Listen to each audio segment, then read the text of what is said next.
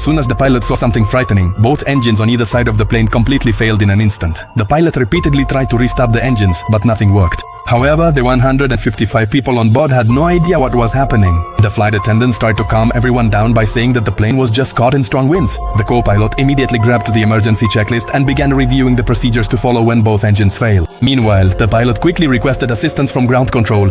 After the control center on the ground received this information, they immediately instructed Flight 1549 to return. Not long after, they found an emergency procedure that might be able to restart the engines, but despite their best efforts, the engine still wouldn't start. At the same time, the plane began to descend rapidly, and below them was a large city. Captain Sullenberger quickly realized that it was no longer possible to reach the airport. He had only a little time and had to make a very precise decision. He knew the plane would have to make an emergency landing. The only option left was to land the plane on the river. However, if any part of the plane, such as the fuselage or the wings, touched the water first, the plane could be destroyed instantly. This meant that the chances of a successful water landing were almost zero. That's why ground control kept insisting that the plane be directed to the nearest airport. But Sullenberger knew their time was up. Not long after, the plane disappeared from the radar. The plane was now only 500 meters above the ground, and the pilot immediately issued an emergency warning inside the cabin. The flight attendants instructed all passengers on how to sit and brace for impact. Once everyone was ready, the pilot gripped the controls tightly and, with all his strength and experience, began to bring the plane down. Thanks to Sully's extraordinary skill, the plane managed to land very steadily on the Hudson River. The structure of the plane remained intact,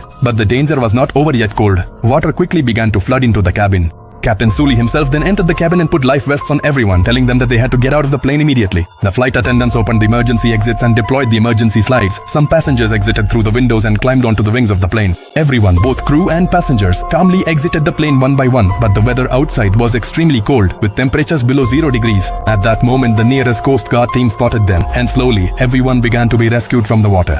The flight attendants remained inside the plane until everyone had exited, and they were the last to leave. By that time, the water inside the cabin had already reached a height of 1 meter. Sully continued to check throughout the cabin to make sure no passengers were left behind. For her, the safety of others was the most important thing. After that, she took the important documents and exited the plane. In just 20 minutes, all 155 passengers and the entire crew were successfully rescued.